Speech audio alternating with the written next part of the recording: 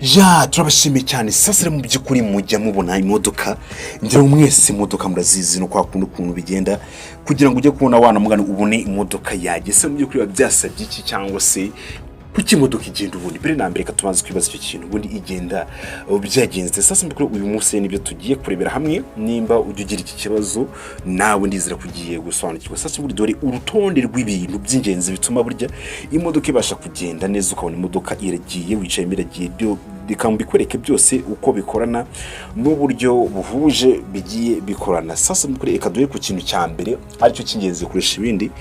harimo nka moteri cyo bita engine n'umutima w'imodoka itanga imbaraga zo gutuma nyine igenda ikoresheje essence mazutu cyangwa se amashanyarazi. Ikindi kiza ku mwanya wa kabiri nicyo bita ni system ya transmission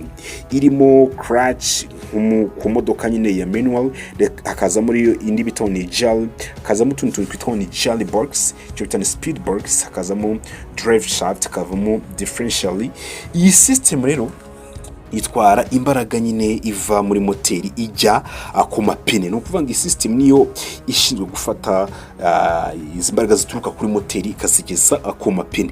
Ikindi rero hazamo ikindi kintu cyo kiza ku mwanya wa gatatu harimo indi bita ikindi kintu cyitwa battery burya ngo battery itanga amashanyarazi yo gutangiza moteri cyo bita ni start igihe umuntu abagize ute abashizemo contact agiye kwatsa no kuvuga ngo itanga amashanyarazi ku bikoresho nka radio amatara neosi ndetse n'ibindi byinshi bigiye bitandukanye bigatuma imodoka ibasha no gukora. Sasa ndikuri ikindi kiza ku mwanya wa kane hari ikintu bita ngo ni ignition system. Ni ignition system rero irimo bougie cyo bita ni spark plug.